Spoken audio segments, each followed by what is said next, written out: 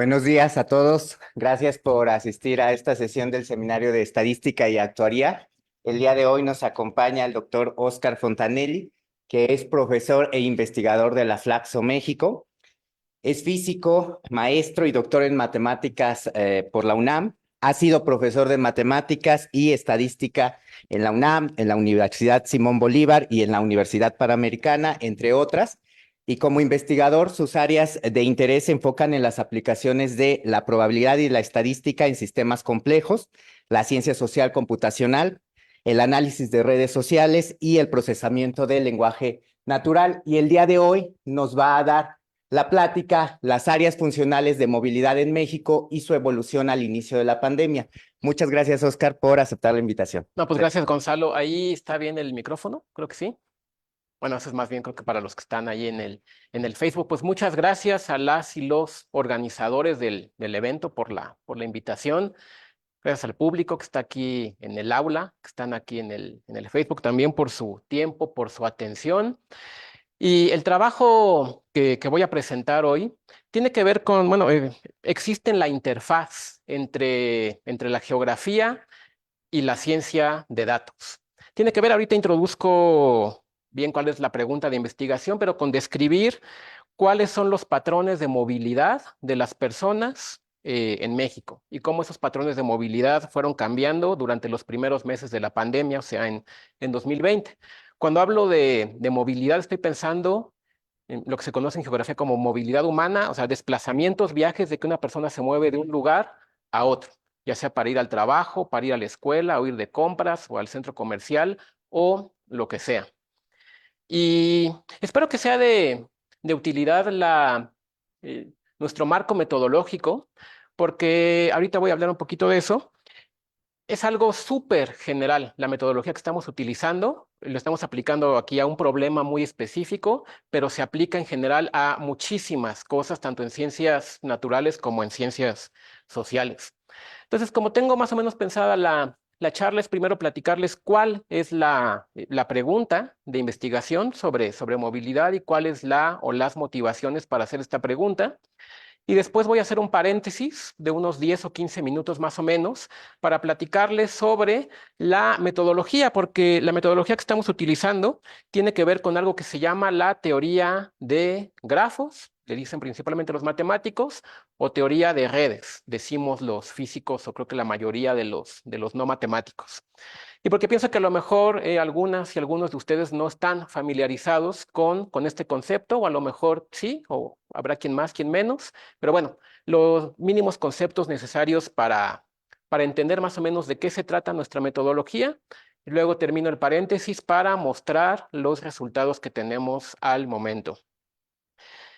Son resultados preliminares. Este es un trabajo en curso, que todavía seguramente hay cosas que podemos seguir discutiendo, además de lo que voy a mostrar acá. Tiene que ver con que, bueno, la pregunta, bueno, cuando se hacen estudios a nivel nacional, por ejemplo, de cualquier cosa, ¿no? Pueden ser estudios económicos o sociales, o de seguridad, o de salud, o de lo que sea. Lo más común es que se utilizan como unidades de observación las unidades administrativas, ¿no? Por ejemplo, estados, o por ejemplo, municipios. Entonces uno hace un estudio de a ver cómo han subido las tasas de homicidio o han bajado por estado, cómo han sido los contagios de COVID o las nuevas defunciones por COVID por municipio, por ejemplo. Pero desde hace ya varias décadas, al menos yo he visto desde los 40 o 50, ya muchas personas, desde la geografía empieza esto, de que a lo mejor ese tipo de unidades de observación no son las mejores para muchos fines, porque son unidades completamente artificiales, ¿no? Por ejemplo, aquí estoy mostrando un mapa de México, pues dividido por estados. Y que esas divisiones, ¿no? Por estados, por ejemplo, por municipios, no corresponden muchas veces a cómo realmente la gente se comporta o vive, ocupa, habita el territorio pues donde están las personas, ¿no? Ustedes, por ejemplo, tienen ahí su casa en la alcaldía de Tlalpan, ¿no? Eso no quiere decir que yo no atravieso a la alcaldía que está ahí al lado, por ejemplo, de Coyoacán, ¿no? Yo voy al centro comercial que está ahí, por ejemplo, va uno a Perisur, que creo que ya es Coyoacán, y ni modo que yo diga, ah, no, yo vivo en Tlalpan, entonces yo solo voy a ir a los centros comerciales de Tlalpan y a los restaurantes de Tlalpan y voy a buscar un trabajo en Tlalpan. No funciona así. La gente se desplaza de manera, pues, como más natural, más orgánica, obedeciendo a muchísimas causas y atravesando continuamente esos territorios. Entonces, la observación desde hace muchas décadas es que el comportamiento más o menos complejo de la gente dentro del territorio, o los comportamientos, porque pueden ser de muchos tipos, no son capturados por estas unidades administrativas y que por lo tanto a lo mejor no son buenas unidades de observación para muchos problemas. A partir de esas discusiones surge un concepto en geografía que se llaman las regiones funcionales. Una región funcional, la idea es dividir el territorio igual en áreas o regiones, pero que sean más orgánicas, que no, que no obedezcan necesariamente a que por ahí pasa un río o que por ahí pasa una montaña o algún evento histórico, que es algo muy artificial. Por ejemplo, en Estados Unidos, esto es algo que a lo mejor alguno de ustedes sabe la respuesta, yo no la sé. ¿Por qué dividen los estadounidenses el territorio así? Es algo muy artificial porque como que da la impresión de que conforme se fueron expandiendo hacia el oeste, como que les fue dando flojera trazar fronteras y dijeron, ah, ya, cuadrados está bien. Es algo muy artificial y no captura muchas veces el comportamiento de la sociedad o de las sociedades que se pretende estudiar. Entonces, aquí traigo la definición que da la OCDE en 2002 de qué es una región funcional, básicamente, unidades del territorio más orgánicas y que no obedecen sus fronteras necesariamente a motivos geográficos, históricos o políticos, sino más al comportamiento de las personas. Hay varios tipos de regiones funcionales dependiendo del objetivo que uno tenga o de lo que uno quiera analizar. Existen, por ejemplo, las que se llaman las regiones funcionales económicas, áreas de interdependencia económica ahí adentro de la región. Existen, por ejemplo, las regiones socioculturales, ¿no?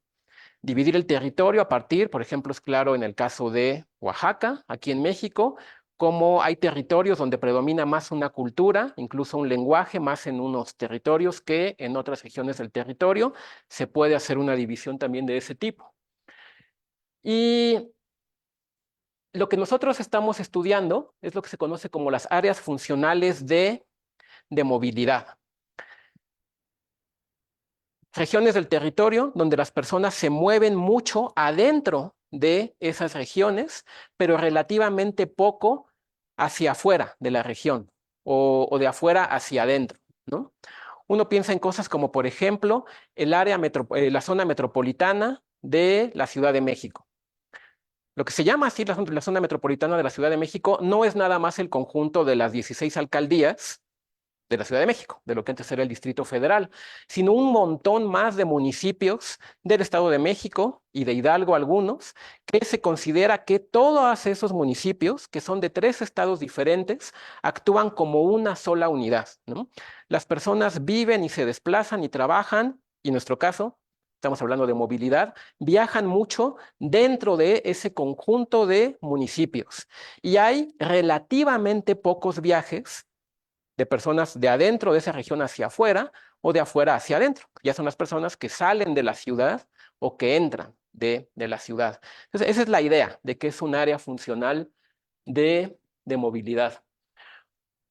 Algo que es una ventaja al menos metodológica o para nosotros, es que se pueden construir 100% basándose en datos. Y hay poco lugar ahí entonces para el arbitrio, ¿no? Como en otro tipo de regiones funcionales donde tienen que entrar decisiones de los investigadores, en los cuales a lo mejor puede no haber un acuerdo. Esto es completamente basado en datos, también hay que tomar decisiones, ahorita voy a platicar un poquito de eso, y es un enfoque entonces desde adentro hacia afuera, ¿no?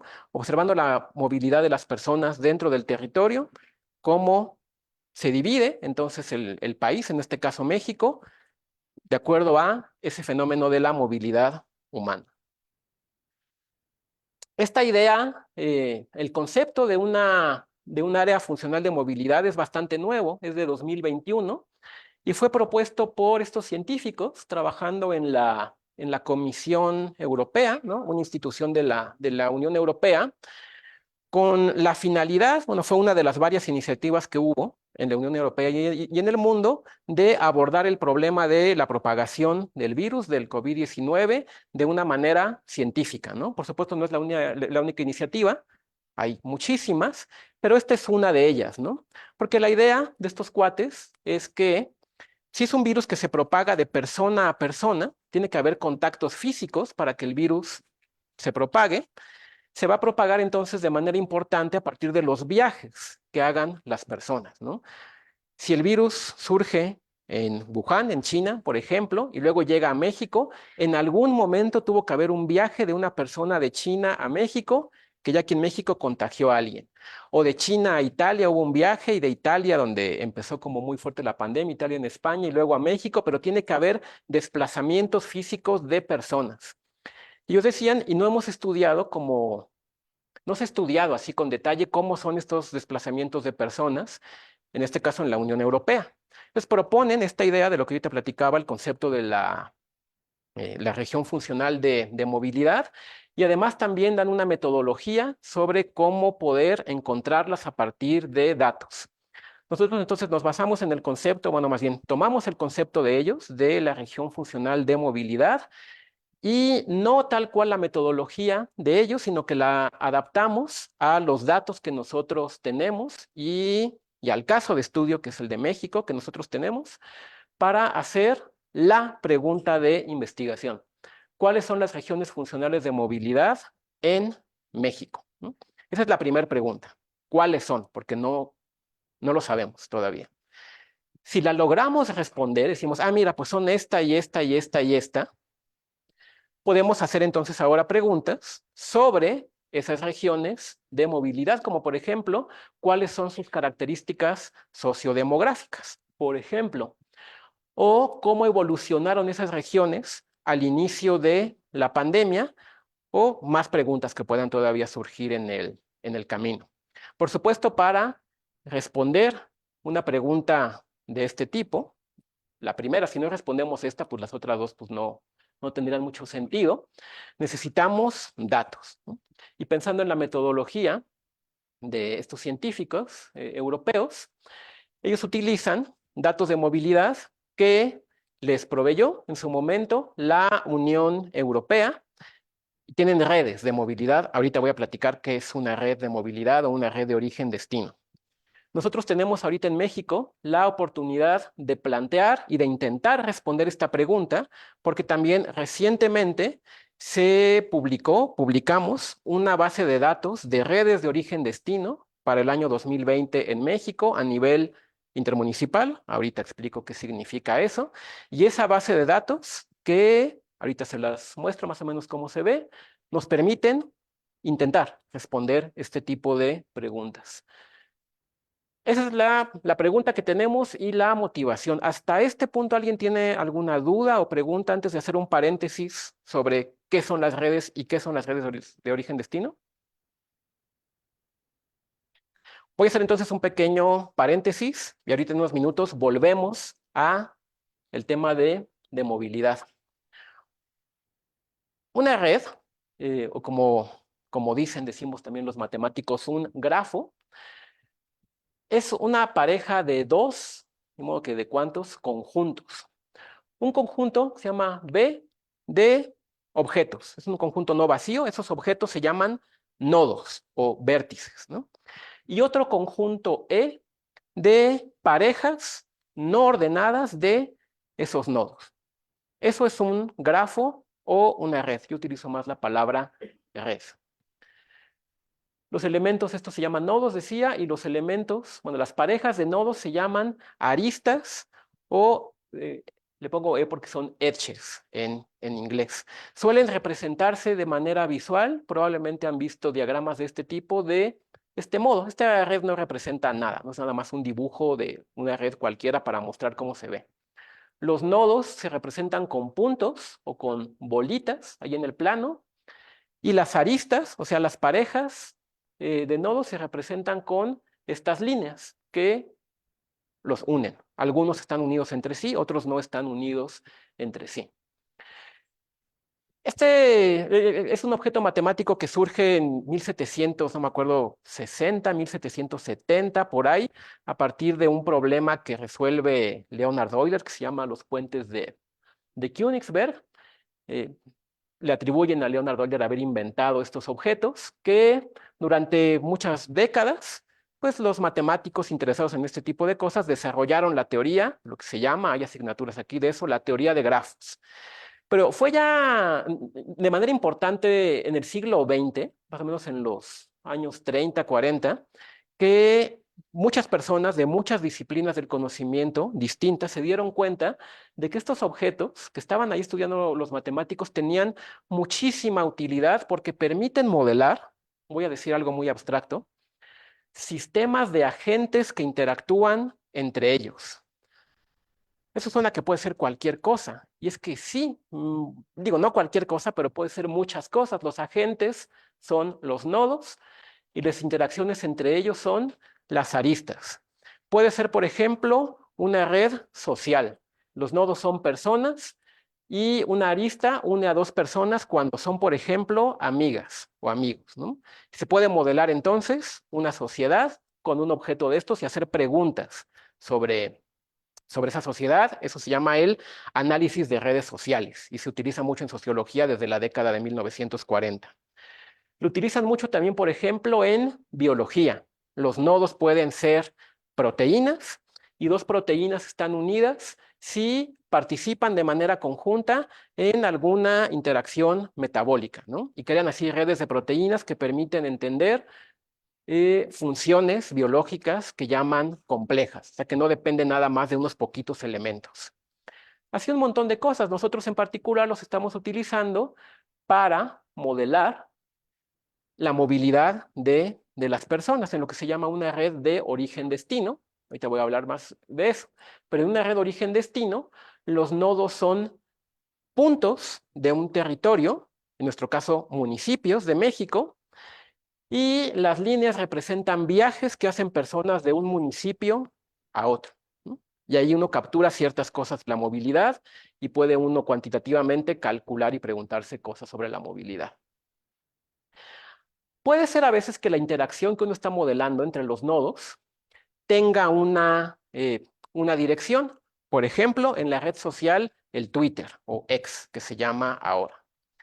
Ahí puede ser que los nodos sean cuentas de X y las relaciones son quién sigue a quién. Esa relación no es recíproca. Por ejemplo, yo en mi cuenta de X, puede ser, yo soy el nodo 5, por ejemplo, yo sigo la cuenta de Elon Musk, por poner un ejemplo de una cuenta que tiene muchos seguidores, ¿no?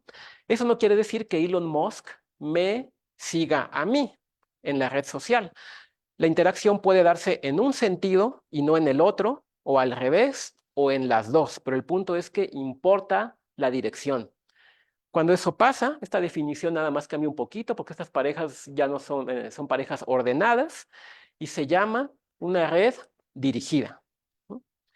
Puede ser también que importe el tamaño de la interacción, pensando otra vez en esta red social.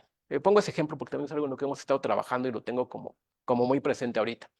Pero igual los nodos son cuentas ahí del Twitter y las aristas representan, por ejemplo, si alguien le ha dado retweet a otro. Y ahí uno puede empezar a estudiar, por ejemplo, ahorita es un tema, afinidades políticas, ¿no? Que dicen que, por ejemplo, los bots de un lado tienden a retuitearse mucho entre ellos y los bots del otro lado también tienden a retuitearse mucho entre ellos, e importa cuánto. No es lo mismo que yo le dé un retweet a la cuenta de una candidata, que a mí me gusta esa candidata o ese candidato, le voy a dar un retweet. No es lo mismo que le dé uno a que yo le dé 100 retweets, ¿no? Si yo le doy 100, significa que la interacción que hay o que pudiera haber es distinta. A mí me gusta mucho esa candidata o alguien me paga para, qué sé yo, ¿no? Pero importa cuántos. Cuando eso pasa, se le asigna entonces un número real que se llama un peso a la arista y se llama una red pesada. suele representarse con el grosor de la arista y también puede ser, por ejemplo, que importen las dos cosas, que importe la de la dirección y que importe también la magnitud de la interacción. Entonces hay una red que es tanto pesada como dirigida.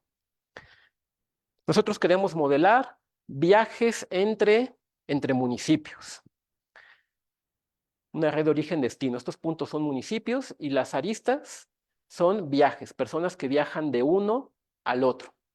Uno se pregunta, a ver, ¿cómo debería de ser esa red? Con este tipo de preguntas empiezan casi siempre los cursos de teoría de redes, ¿no? Dan estos conceptos y luego dicen, a ver, imagínate tal fenómeno. ¿Debería ser una red dirigida o no? ¿Debería ser una red pesada o no?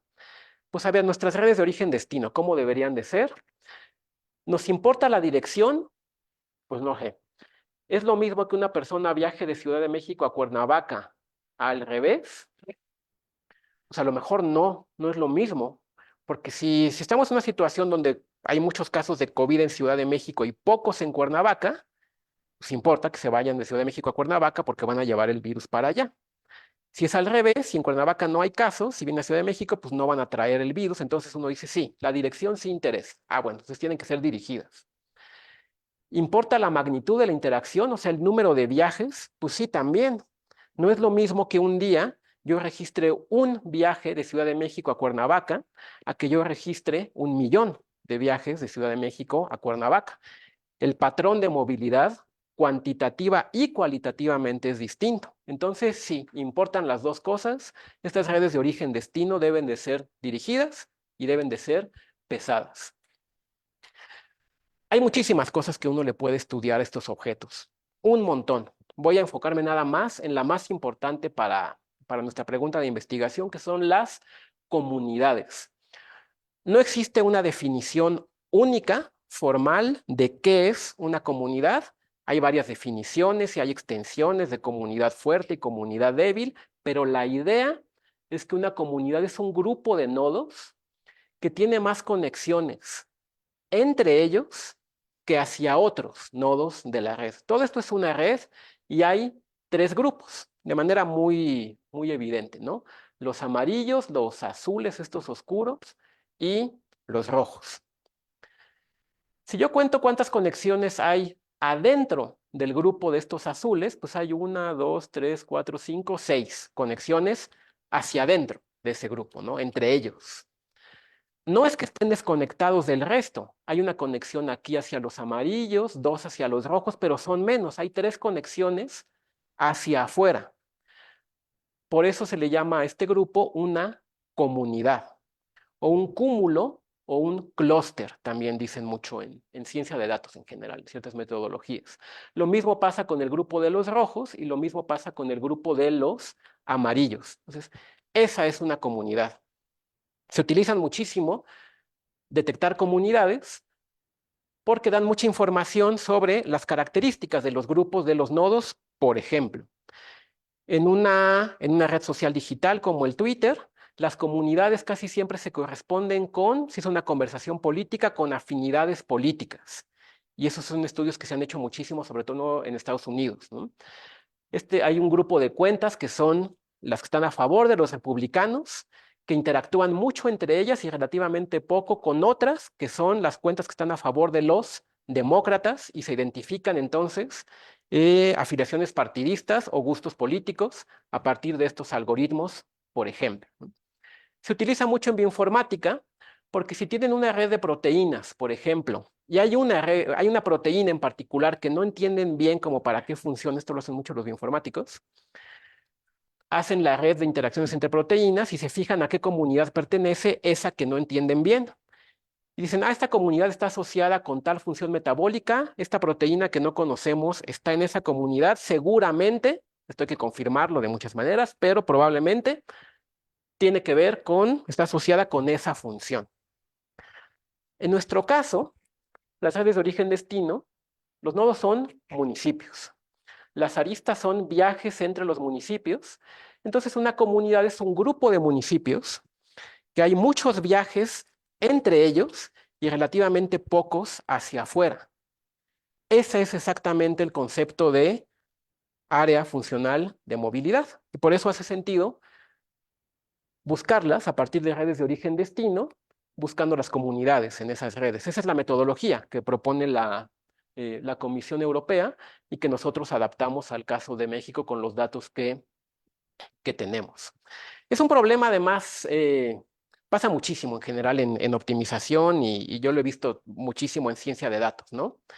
Uno busca, ok, ¿cuál es la mejor forma de asignar las comunidades? Siempre cuando uno se pregunta cuál es la mejor forma, uno tiene que decir qué significa que sea bueno. Ah, bueno, pues hay una métrica que se llama la modularidad. No voy a entrar ahorita mucho en detalles, pero es una métrica de qué tan buena es la partición respecto a cómo es el azar, ¿no? Cuando la partición es muy distinta a la misma partición en una red aleatoria, entonces se dice que es bueno y eso se llama la modularidad. Esa es la métrica que se utiliza para decir la partición es buena o es mala. Si la métrica que usamos es esa, pues ¿cuál es la mejor partición en comunidades? La que tenga la modularidad máxima. Entonces parece que es un problema de esos que es como muy fácil de plantear y parece hasta trivial. Ay, pues está bien fácil, pues ponte a buscar todas las posibles particiones y quédate, en cada una de ellas calcula la modularidad y elige la que tenga la modularidad mayor, pero no es tan fácil en la práctica. Yo no sé si ustedes sabían, el número de posibles particiones de un conjunto crece no solo más rápido que exponencial, mucho más rápido que exponencial. Ya con 15 nodos, una red muy chiquita.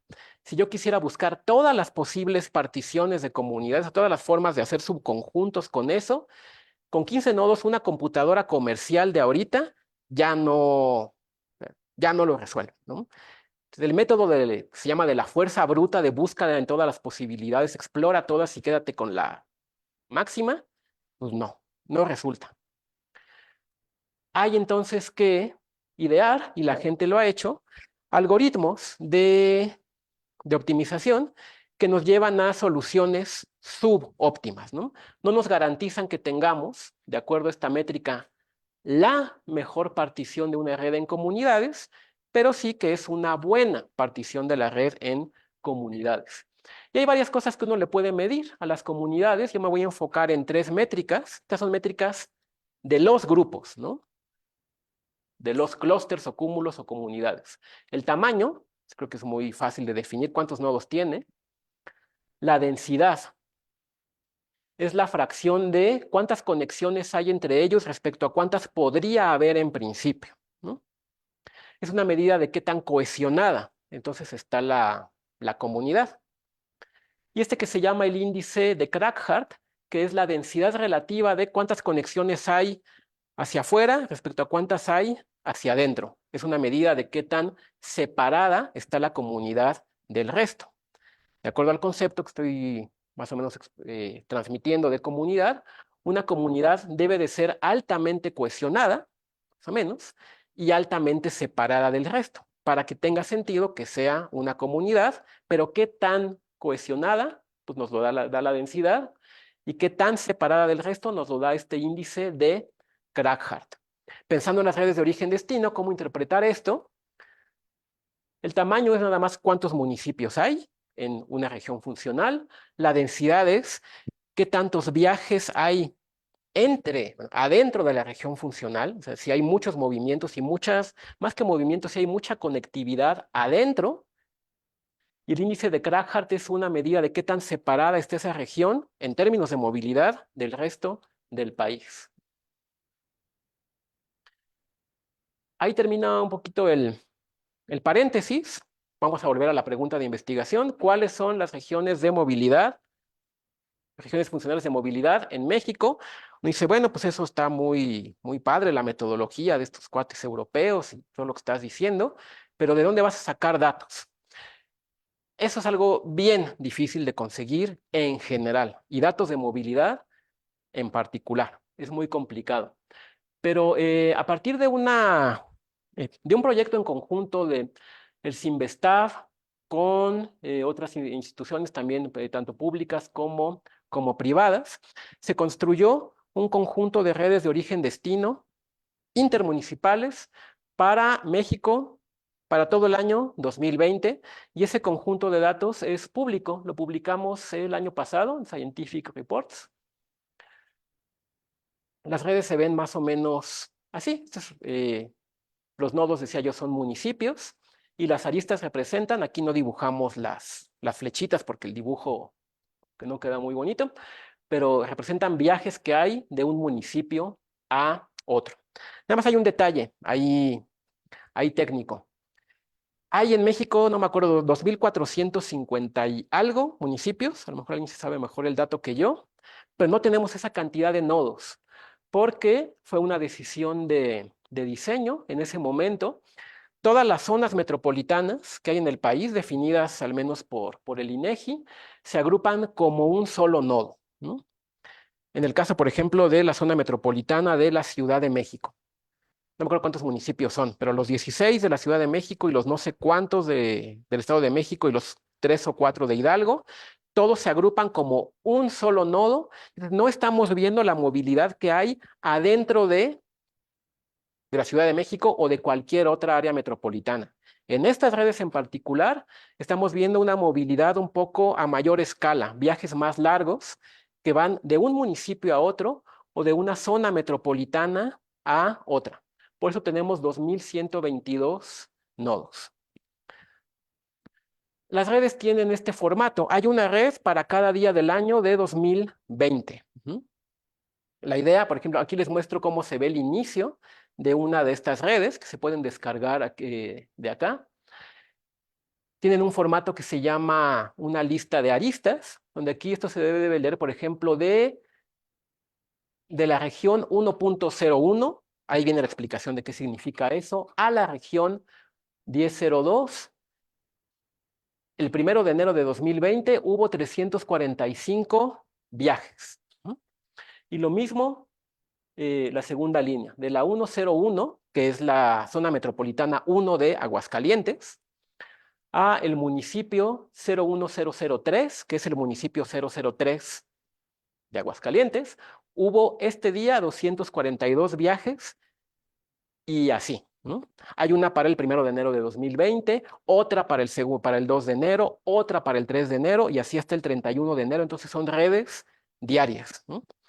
Con estas redes entonces es bien fácil, y de veras es bien fácil en R, construir con esto una red.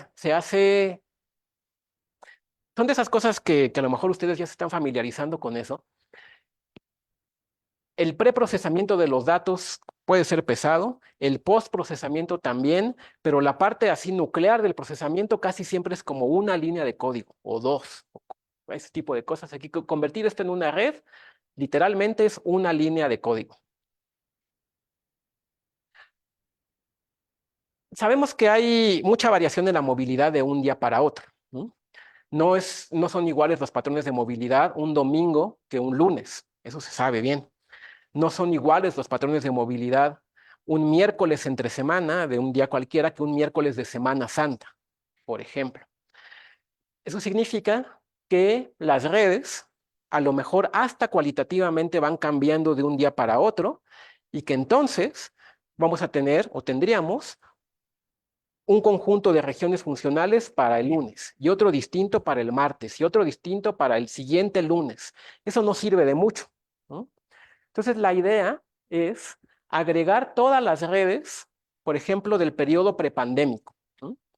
Todas, desde el 1 de enero hasta empezó en México la Jornada Nacional de Sana Distancia el 23 de marzo de 2020. Entonces, del 1 de enero al 22 de marzo, agregamos todas las redes de movilidad, donde hubo días de vacaciones a inicios de enero, por ejemplo, hay días entre semana, hay días de fin de semana, hay días festivos, ¿no? En febrero y demás cosas, pero con todo eso hacemos una sola red de movilidad grandota que captura todos los movimientos durante los primeros 3 meses, enero, febrero y casi todo marzo. Hacemos lo mismo para lo que consideramos como que el primer periodo de la pandemia, al menos en términos de movilidad, porque no sé si se acuerdan, seguro sí, el 1 de junio hubo cambios también importantes en cuanto a los patrones de movilidad, porque terminó la Jornada Nacional de Sana Distancia y comenzó este programa del semáforo epidemiológico, donde, por ejemplo, las medidas de restricciones y cierres de movilidad empiezan a obedecer a criterios locales, ¿no? que un municipio, un estado, más bien esto fue a nivel estatal, está en rojo y otro está en naranja, y aquí puedes moverte tanto y aquí no te puedes mover tanto, y qué significa en cada uno una actividad esencial. Aquí es un diferente, se, se altera muchísimo el patrón por la introducción ahora de este programa. Por eso, después del 1 de junio, hacemos otra red. Entonces, el periodo de estudio lo dividimos en tres: el prepandémico, la Jornada Nacional de Sana Distancia y lo que resta de 2020, ya con el semáforo epidemiológico.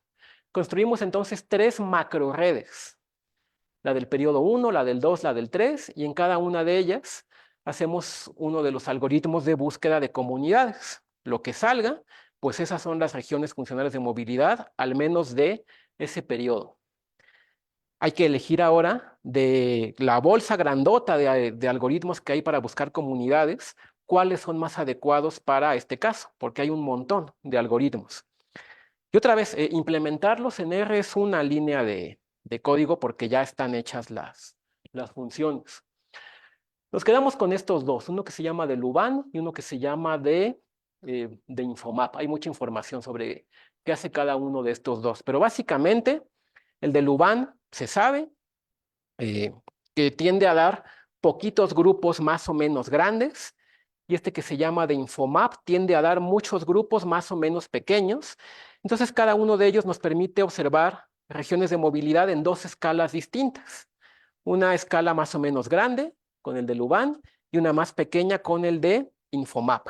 Otros algoritmos que también podían ser útiles se descartaron, o porque computacionalmente no eran viables, o porque no arrojaban buenas métricas de esto que yo decía de la modularidad. Como, como referencia, muestro aquí una de las divisiones que hay del país en regiones, una de las que más se utilizan. Esta es artificial. Las unidades más pequeñas aquí que hay son los estados, o sea, todos los estados están en su misma región, y pues es la región este, noroeste, el centro, el sureste, el suroeste y demás cosas, ¿no? Esta se utiliza para un montón de fines, es artificial, en el sentido de lo que estoy diciendo, de que se hace a mano a partir de criterios, este en particular, económicos, sociales y culturales. Las de movilidad se ven, estos son los primeros resultados, de esta manera. Para el periodo prepandémico, así se ven con el algoritmo de Luban, o sea, pocas regiones más o menos grandes, y así se ven con el algoritmo de Infomap, muchas regiones más o menos pequeñas. Lo primero que uno ve, y es una buena noticia, es que hay coherencia geográfica en las regiones. Cada una de ellas está hecha casi siempre, hay poquitas excepciones, por municipios que son geográficamente contiguos. Este es para el periodo prepandemia. Los colores aquí no significan nada, nada más para distinguir una región de otra. Uno ve, por ejemplo, mira, está esta región del sureste, ¿no?, que tiene aquí a Chiapas, Tabasco, Campeche, Yucatán y Quintana Roo. Respecto a esta división un poco más oficial, también existe una región del sureste, nada más que no incluye a Chiapas, por ejemplo, ¿no? Chiapas está en una región junto con Oaxaca y Guerrero. Aquí, en términos de movilidad, Chiapas está mucho más integrado a este lado del país, hacia la península de Yucatán, que hacia la costa del Pacífico. Uno empieza aquí a analizar ya de manera cualitativa diferencias y similitudes. Algo que llama la atención, por ejemplo, no tenemos todavía una explicación muy clara de por qué.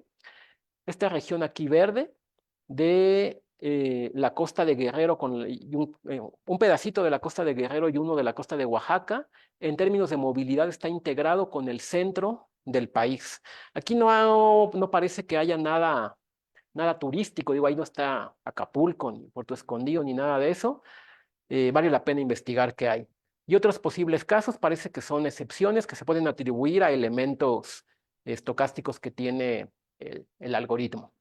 Hay otra región aquí muy clara, que es Zacatecas.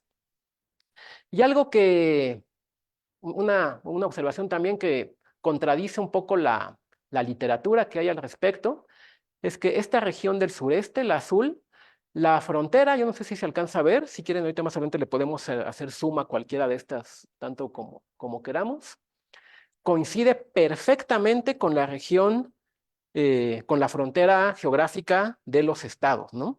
Se ha observado en otros lugares, en el caso de la Unión Europea, por ejemplo, que eso en general no sucede, pues aquí sí, ¿no? Así se ve las macroregiones de movilidad para antes de la pandemia, para el primer periodo de la pandemia, la Jornada Nacional de Sana Distancia, y para el segundo periodo de la pandemia, al menos para 2020. Uno ve, por ejemplo, que esta región del sureste es sumamente robusta. Se ve igualita antes de la pandemia que durante la primera etapa, que durante la segunda. Otra vez aquí los colores no significan nada. Esta de aquí, que es todo Zacatecas y poquitos municipios de alrededor, no muchos, se ve igual antes de la pandemia que en las dos etapas de nuestro periodo de estudio ya pandémicas, ¿no? Son regiones, parece que son como muy robustas en ese sentido. Contrasta con lo que pasa más en el centro del país, donde se ve como mucho más cambio en este tipo de patrones de movilidad. No hemos hecho todavía un análisis muy detallado de estas micro regiones de comunidad y de cómo van evolucionando, porque son un montón y pensamos que a lo mejor cualitativamente a nivel nacional no son tan informativas por el hecho de que son muchas, pero sí lo son, y ahorita también puedo platicar un poquito de eso, si uno quiere estudiar con más detalle lo que pasa adentro de una región. Por ejemplo, adentro del sureste, este algoritmo captura ciertos patrones que este no, ¿no? Tiene un poco más de granularidad en ese sentido. Uno se pregunta, y bueno, ¿y esas comunidades qué tan, en términos de las métricas que yo ahorita platicaba, qué tan cohesionadas son o qué tan separadas están del resto? Eso es lo que muestro aquí en los mapas. En la izquierda, en los tres de la izquierda, estoy mostrando la densidad de cada comunidad, es decir, qué tan cohesionadas están internamente. En los tres mapas del centro, repito, si ahorita alguien tiene interés, se le puede hacer zoom, qué tan separada está cada comunidad. Van evolucionando temporalmente de arriba para abajo, antes de la pandemia, Jornada Nacional de Sana Distancia, semáforo epidemiológico. Y en el lado derecho tenemos el promedio, la tasa promedio de nuevos casos de COVID reportados diariamente, ¿no? También para caracterizar un poco la evolución de la pandemia en estas regiones. Resulta, por ejemplo, que esta región del sureste, que ya habíamos identificado como algo muy robusto, aquí sale muy negra. No sé si se alcanza a ver, sé que está muy chiquito, pero aquí estamos dibujando el índice de Kragthart. Entre más negro es más cercano a -1. Que sea muy oscura significa que está muy separada del resto. El sureste se separa un montón, pero no nada más por la pandemia, porque ya desde antes tenía ese comportamiento. A diferencia, por ejemplo, de la región de Zacatecas, que también es muy robusta, pero está muchísimo más integrada al resto del país. De hecho, es de las más integradas, es de las más claritas en los tres periodos, ¿no? Y así uno puede preguntarse un montón de cosas al respecto. Nos preguntamos también de manera cuantitativa si se puede comparar qué tan parecida es una partición a otra, ¿no? Pensando, ¿se parece mucho la pandemia a antes de la pandemia, o antes de la pandemia, ¿qué se parece más? ¿Al primer periodo de la pandemia o al segundo? Hay varias métricas para ver la similitud o la distancia entre dos particiones. Aquí nosotros utilizamos una propuesta aquí por estos cuates que eh, estaban pensando en otra cosa, pero en general es una métrica, una distancia. No es una distancia porque distancia significa algo muy específico, pero es una medida de qué tan parecidas son dos particiones. Es simétrica, va entre 0 y 1. 0 es cuando no se parecen en nada, 1 es cuando son igualitas. Y lo hacemos para los dos tipos de particiones que estamos haciendo, para las macro y para las micro. Si yo quitara de aquí los numeritos y dejara nada más los colores en cada una de estas gráficas, donde comparo un periodo respecto a otro, veríamos prácticamente lo mismo, ¿no? Verde con verde, como amarillo con amarillo, y otro tono de amarillo con otro tono de amarillo. Cualitativamente, se comportan igual en términos de similitud temporal los dos tipos de particiones, las macro y las micro. Vemos, por ejemplo, que las más parecidas entre ellas son el periodo 1, o sea, el prepandémico, con el periodo 2. El cambio más abrupto ocurre entre el periodo 2 y el periodo 3, en términos, al menos de este tipo de patrones de movilidad. Como conclusiones preliminares, porque repito que este es un trabajo en curso, a partir de esta base de datos pública de redes de origen-destino, podemos traer esta pregunta que se había hecho en la Unión Europea sobre las regiones de movilidad al caso de México y responderla, ¿no? Adaptada, y saber cuáles son las regiones de movilidad funcional. Además, como estos datos de movilidad que tenemos son de 2020, podemos también ver cómo son cuantitativa y cualitativamente los cambios en los patrones de movilidad, al menos durante 2020. Identificamos algunas regiones muy robustas, no platiqué ahorita en el mapa, pero además de Zacatecas y el sureste, también el noroeste es una región que se mantiene, a diferencia, decía, del centro del país, donde hay muchos cambios. Y esto, bueno, si las cosas se hicieran de manera ideal, en general, en el mundo de la interacción entre ciencia y ciencia y políticas públicas o demás cosas, esto podría tener un montón de aplicaciones. Por ejemplo, para planificación regional de transporte y servicios públicos, ¿no? Identificar regiones donde la gente se está moviendo mucho para trazar rutas de transporte e infraestructura en términos de esas necesidades manifestadas por los datos. Por ejemplo, la motivación original, que era comprender e idealmente hasta controlar, si se puede un poquito, la propagación de enfermedades infecciosas. En este caso en particular estaban pensando en el COVID-19. Identificar, por ejemplo, zonas inaccesibles en términos de movilidad para planear llevar infraestructura hacia esos lugares inaccesibles. Optimizar distribución de escuelas, de centros de salud, no necesariamente por estado o por municipio, sino por regiones orgánicas de movimientos de personas. Y si tienen cualquier pregunta o comentario, será para mí un gusto atenderlo. Gracias por su atención.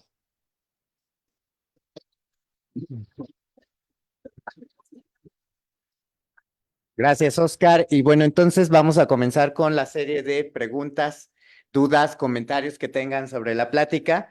Vamos a empezar con los que están aquí y también estamos leyendo los comentarios de Facebook por si alguien tiene preguntas en el Facebook. Entonces, ¿alguien de aquí?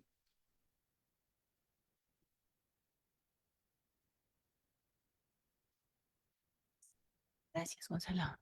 Gracias, Oscar. Está bien bonito, está interesante. Gracias. Oye, yo tengo una duda. Si entiendo bien, por ejemplo, uno podría modificar las métricas, Ujú.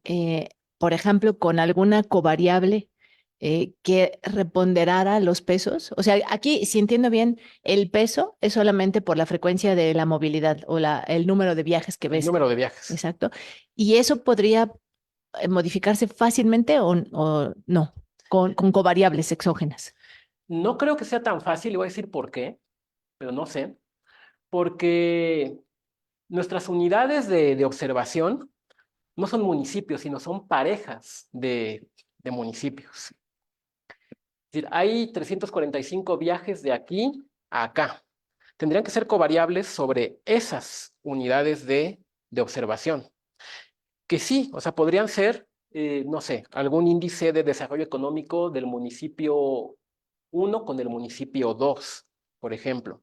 Eso sí sería, en términos de procesamiento de datos, relativamente sencillo. Sería interesante porque, por ejemplo, lo primero que mi paranoia piensa Ajá. estaría como súper bueno ponderar o entender, en términos de estas conclusiones que das, entender cuáles de esas rutas de movilidad, por ejemplo, se ven interrumpidas por riesgo. Por Ujú. ejemplo, índices de criminalidad entre municipios, carreteras, conexiones, que este viaje no es que no lo quiera sí. hacer, sino ya no lo puedo hacer. Y pues tratar de medir impacto económico o lo que sea, o alguna otra variable, pues, que, como dices, Ujú. reponderara y redefiniera la frecuencia de esa conexión. Hay un término igual acá en teoría de redes que se llama la asortatividad. O sea, que es la tendencia de nodos parecidos en algo a estar conectados o conectados fuertemente. Y si uno tiene los datos, eso se puede calcular de manera cuantitativa. Es decir, por ejemplo, uno puede lanzar una hipótesis, ¿no? tiende a haber más viajes entre dos municipios con altas densidades poblacionales, por ejemplo, ¿no? Y se puede hacer ese contraste de hipótesis con los datos. Eso sí se puede hacer, Ok, sí. gracias. ¿Alguna otra pregunta? Comentario. Ok, bueno, primero muy bonito e interesante el tema, Gracias. sobre todo de cómo se aborda a partir de esto de redes. Me gustó bastante. Lo único es que no me quedó claro cómo se obtuvieron los datos. Eso viene descrito acá. Fue un proyecto grande y que llevó bastante trabajo y bastante tiempo. Es a partir de una base de datos de geolocalización. Con esa base de datos se cuentan cuántos celulares, vamos a poner por ejemplo el 1 de enero de 2020, cuántos celulares aparecen en algún momento del día en Coyoacán y más tarde en Benito Juárez, ¿no? Y a partir de esos conteos, eh, el problema es casi trivial, es contar en la base de datos cuántos están aquí y más tarde acá. Pero ya computacionalmente es complicado por el volumen de los datos, pero esencialmente es eso, contar celulares que aparecen en un lado y más tarde en otro. Ok, interesante. Y Sí. bueno, habló de que fue mucho tiempo lo que se tardó en contar todos esos datos. ¿Cuánto fue aproximadamente? Eh, en términos de trabajo, del orden de meses, más o menos, hacer Ya, el entiendo. procesamiento. Bien, entonces, gracias. Sí. ¿Alguna otra duda?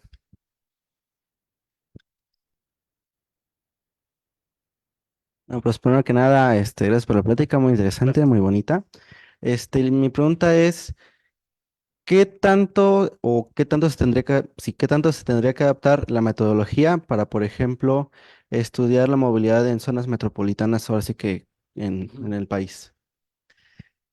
Habría que desagregar, a diferencia de lo que nosotros hicimos, que fue agregar las zonas metropolitanas como conglomerados de municipios, hacer el trabajo al revés, desagregarlo y tomar únicamente la red de la zona metropolitana de interés y replicar la metodología. Así se podría hacer. Gracias. Sí. Gracias. ¿Qué tal?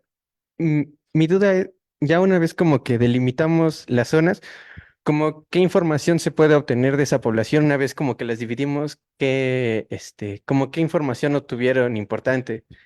Cualquier tipo de información que haya datos, en este caso a nivel municipal.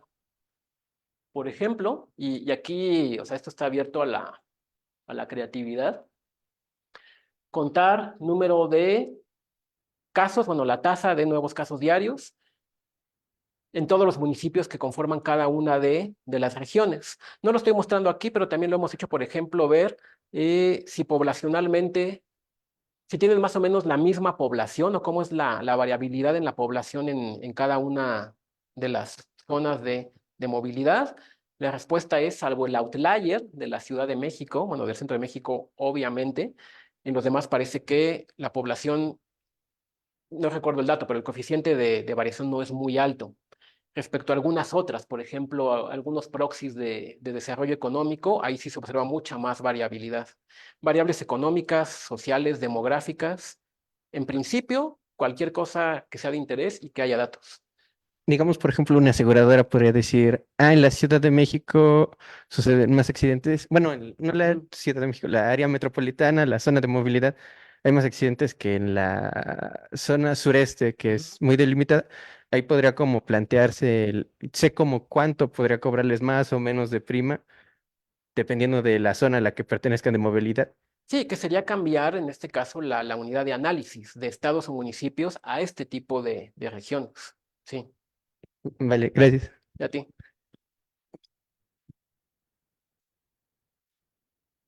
¿Alguna otra pregunta? ¿Comentario? Hola, gracias por el tema, por la plática.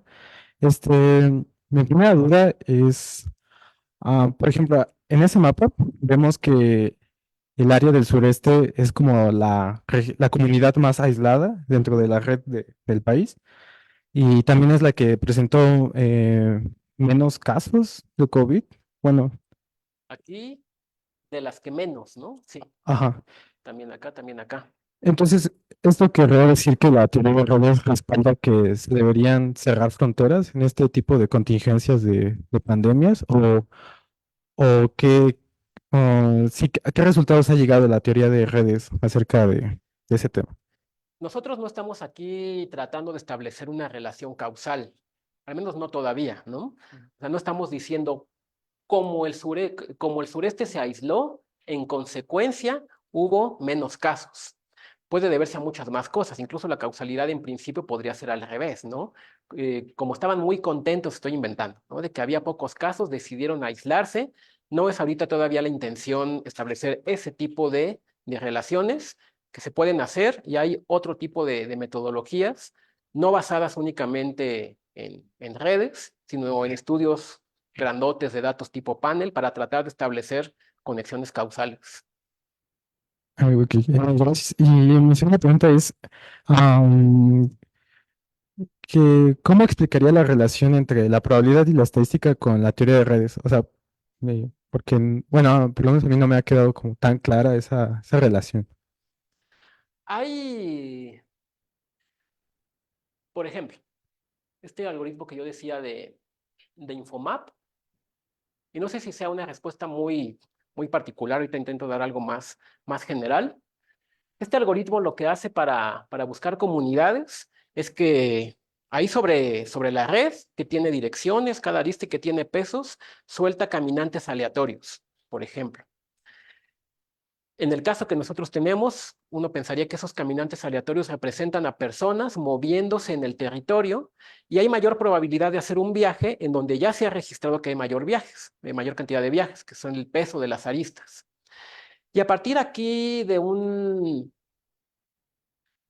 algoritmo que trata de minimizar la información necesaria para describir la caminata de esos caminantes aleatorios, bueno, de esas trayectorias, es que se van integrando las comunidades, por ejemplo.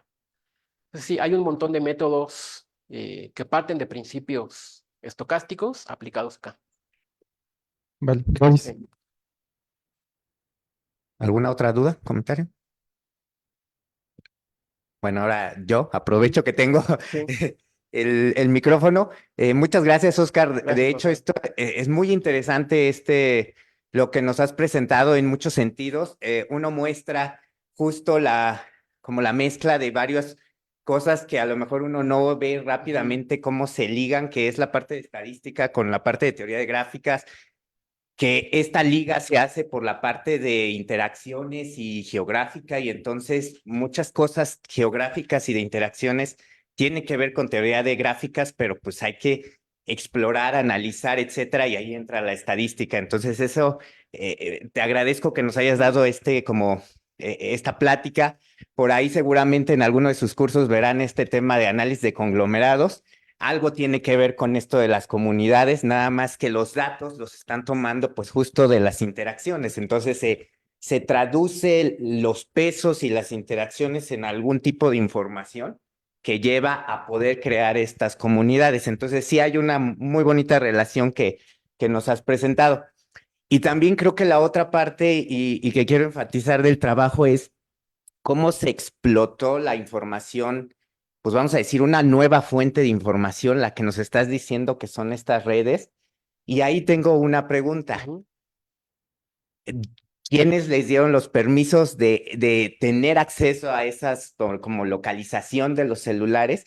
¿Y qué tanto influye eso en la generalización de los resultados en el sentido de, pues, solo estás considerando personas que tienen, pues, en este caso, teléfono celular? Y no sé si solo fue de una compañía. Sí, gracias. Sí, solo fue. Hay empresas que se dedican a, bueno, de la cosa de los permisos. Eso es todo un tema, porque cuando uno le da clic a aceptar las condiciones de prácticamente cualquier app que nos solicite la ubicación, al menos aquí en México y en América Latina, uno está permitiendo que se utilicen los datos para este tipo de cosas. por ejemplo. En Estados Unidos y en la Unión Europea es mucho más difícil. A partir de esos permisos que la gente damos casi siempre sin saber, hay compañías que se dedican a comprarle a las de telefonía, a Telcel, a Movistar, estos datos de geolocalización, los ponen en formatos como que, entre comillas, bonitos y los revenden. Los obtuvimos a partir de una compañía de este tipo. Efectivamente, únicamente estamos observando personas que tienen teléfono celular. La preocupación mayor no fue esa, sino que, de hecho, tenemos datos y hay redes aquí en el artículo. La base de datos está también para 2021. Ya no seguimos haciendo este estudio, ni otros para 2021, porque la variabilidad de los datos en 2021 empieza a ser muchísima. Hay días que te reportan muchísimos datos de celulares, otros días que muy poquitos, y empiezan como que a no ser muy confiables los datos, o al menos eso parece. Entonces, sí hay varias fuentes de sesgo, puede ser, o de varianza. Quizá para la movilidad intermunicipal esa no sea la mayor, porque una pregunta que hay que hacerse acá, y yo no traigo así como ahorita la respuesta, es cuando vemos viajes de un municipio entre municipios, ¿a quiénes estamos observando? No son personas que están atravesando la calle para ir a la tiendita, por ejemplo. No sabemos si son transportistas, por ejemplo, personas que están viajando, no es el mayor número de casos, pero se ven incluso en los dibujos, en avión, ese tipo de cosas de personas que probablemente sí traen un teléfono celular con geolocalización, dado que se están haciendo viajes largos. Pero efectivamente eso puede ser una de las fuentes de error.